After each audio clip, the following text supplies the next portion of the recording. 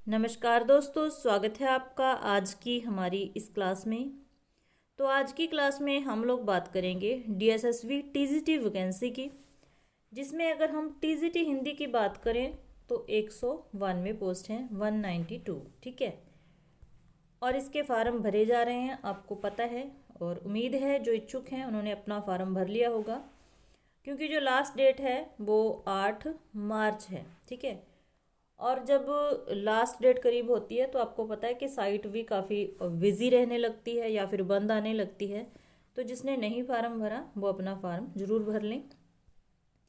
अब हम बात करते हैं कि इसका जो सिलेबस है वो क्या है। श्री हिंदी का सिलेबस है, ये 3 भागों में बंटा हुआ है। सबसे पहले गद्य साहित्य है, फिर काव्य भाग है, उसके बाद हिंदी का विकास और व्यवहारिक हिंदी आ जाती है, व्याकरण। ठीक है, तो सबसे पहले तो जो प्रश्न बनते हैं हिंदी साहित्य का उद्भव और विकास से, उसके बाद दे रखा है हिंदी साहित्य में जो गद्य विधाएं आती हैं। ठीक है, और यहाँ से जो प्रश्न है वो कई तरीके से बन जाता है। जैसे उपन्यास हो गया तो सीधा सीधा आपसे उपन्यास का लेखक भी पूछा जा सकता है। आजकल तो मतलब एक प्रश्न में कई कई प्रश्न पूछ लिए जाते हैं। उपन्यास दे दिए जाएंगे और आपको सुमेलित करना या इनमें से कौन सा सुमेलित नहीं है, तो ये भी तरीका आता है। नाटक, एकांकी या फिर जो आत्मकथा है, किसकी आत्मकथा है, किसने लिखी है, मतलब कई तरीके से प्रश्न बनते हैं। तो सारी ही गद्य विधाओं को आपको देखना पड़ेगा और यहाँ से प्रश्न भी आते हैं। दूसरा जो भाग है वो है काव्य भाग। तो सबसे पहला जो इसमें पॉइंट है वो है हिंदी काव्य का विकास। ठीक है, फिर आता है आदिकालीन काव्य। तो आदिकालीन काव्य से प्रश्न बनते ही बनते हैं, जिसमें चाहे रासों से बन जाए, रासो साहित्य से, जैन साहित्य, सिद्ध साहित्य, तो काफ़ी सारी चीज़ें हैं उसमें, यहाँ से प्रश्न बनेंगे ही। फिर भक्तिकालीन आ गया काव्य। ठीक है, तो भक्तिकाल तो मतलब बहुत ही महत्वपूर्ण हम लोग कह सकते हैं। हिंदी के हर एग्ज़ाम में यहाँ से प्रश्न बनते ही बनते हैं। और भक्तिकाल में भी निर्गुण काव्य से भी बन जाते हैं, सगुण से भी और सूफी काव्य से भी। तो इसको आपको बड़े अच्छे तरीके से तैयार करना पड़ेगा, क्योंकि जो आपका सब्जेक्ट है वो 100 नंबर का होगा, 100 ही प्रश्न उसमें आएंगे, तो अच्छे से तैयार करना होगा। फिर बात करते हैं रीतिकाल की। तो रीतिकाल में देखने को थोड़ा सा लगता है, लेकिन काफ़ी सारी चीज़ें उसमें आ जाती हैं। उसमें रीति मुक्त कवि भी हैं, रीति सिद्ध भी हैं और रीतिबद्ध भी हैं। तो उनकी पंक्तियाँ भी पूछ ली जाती हैं, तो मतलब ये भी इम्पोर्टेंट है, आपको अच्छे से पढ़ना पड़ेगा। फिर आता है आधुनिक कालीन साहित्य काव्य। ठीक है, तो यहाँ से तो काफ़ी सारे प्रश्न बनने की उम्मीद रहती है, क्योंकि काफ़ी इम्पोर्टेंट ये हिस्सा है सिलेबस का। तो इसमें सबसे पहले आता है भारतेंदु युग, ये भी इम्पोर्टेंट है। द्विवेदी युग और शायावाद।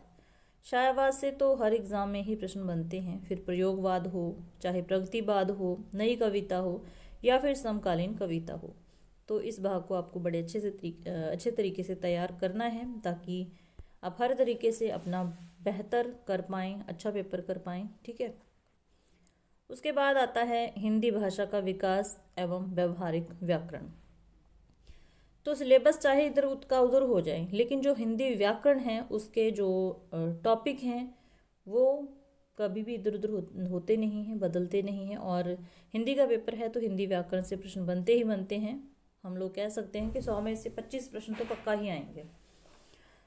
तो ये आपको बड़े अच्छे तरीके से तैयार करना है, क्योंकि यहाँ हम ये नहीं कह सकते कि सिलेबस से बाहर हो गया। एक टॉपिक को अगर आपने अच्छे तरीके से तैयार कर लिया तो क्वेश्चन चाहे किसी भी तरह से पूछ लिया जाए, आप अच्छे से कर पाओगे। ठीक है, तो सबसे पहले तो हिंदी भाषा का विकास, उपबोलियाँ और बोलियाँ, यहाँ से 1-2 प्रश्न तो पक्का ही आते हैं। फिर देवनागरी लिपि का जो विकास है, आजकल हर एग्ज़ाम में बड़े अच्छे तरीके से इसको पूछा जा रहा है, तो ये अच्छे से तैयार करना है, क्योंकि 2 से 3 क्वेश्चन यहाँ से आ जाते हैं। और क्वेश्चन भी ऐसे हैं जो बार बार रिपीट हुए हैं, आते हैं, आसान भी होते हैं, हम लोग कह सकते हैं। तो इसको आप 1 घंटे में ही तैयार कर सकते हैं मेरे अनुसार।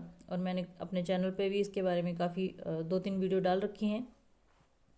ठीक है, उसके बाद आती है हमारा व्याकरण का जो भाग है, वर्ण विचार। यहाँ पर लिखने में गलती है, वर्ण विचार हो गया, जिसमें उच्चारण आ गया, वर्तनी आ गई, संधि आ गई। ठीक है, तो स्वर व्यंजनों का आपको अच्छे से ज्ञान होना चाहिए, यहाँ से प्रश्न बनते हैं, 1-2 तो पक्का ही आ जाते हैं।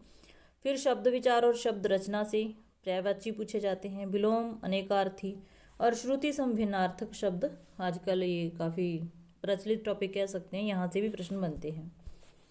उसके बाद विकारी शब्द, अविकारी शब्द। विकारी में आपको पता ही है संज्ञा सर्वनाम आ जाएंगे, अविकारी में अव्यय से प्रश्न बनता है, खास करके क्रिया विशेषण से बहुत बार प्रश्न बनता है, ठीक है। फिर वाक्य रचना में तो दोनों तरीके से ही आ जाता है, रचना के आधार पर भी और अर्थ के आधार पर भी। फिर पद परिचय आ जाता है, पद परिचय में काफ़ी सारी चीज़ें आ जाती हैं। अलंकार पूछा जाता है हमेशा, शब्द शक्तियाँ भी हर एग्ज़ाम में आजकल पूछी जा रही हैं, तो यहाँ से भी प्रश्न बनेगा। फिर मुहावरे लोकोक्तियाँ, ये तो बहुत ही आसान कह सकते हैं, यहाँ तक कि हमारी समझ इतनी विकसित हो जाती है कि हम इसका आंसर कर पाएँ, ठीक है। फिर एक इन्होंने लिख रखा है अपठित गद्यांश पद्यांश, ठीक है।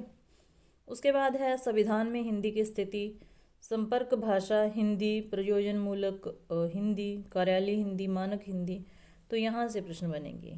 तो ये है लगभग टीजीटी हिंदी का सिलेबस, और यहाँ तक आपको पता ही है कि 1 महीने के करीब हो गए आपके जो नोटिफिकेशन आए को, जिसने मतलब जो वेट कर रहा था इस वैकेंसी की, तो जिस दिन नोटिफिकेशन आया उसी दिन से अपनी तैयारी में लग गया होगा, और जिसने फार्म भर दिया है अभी तक तैयारी शुरू भी नहीं की है, तो अब भी समय है, बेहतर आप कर सकते हैं। और यहाँ तक जो मेरा अनुमान है कि आजकल जो भी मतलब एग्ज़ाम होते हैं लगभग सिलेबस सेम रहता है, और जिसने फार्म भरा है उसने पहले कोई ना कोई एग्ज़ाम ज़रूर दिया होगा, चाहे कोई टेट हो चाहे कुछ भी हो, तो काफ़ी सारी चीज़ें जो होती हैं एक जैसी ही होती है, पढ़ी होती हैं, उसको रिवीजन की ही ज़रूरत होती है।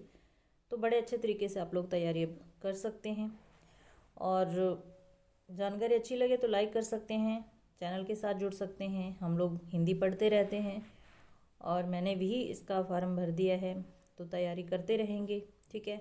मिलते हैं फिर ऐसे ही नेक्स्ट क्लास में। क्लास देखने के लिए धन्यवाद।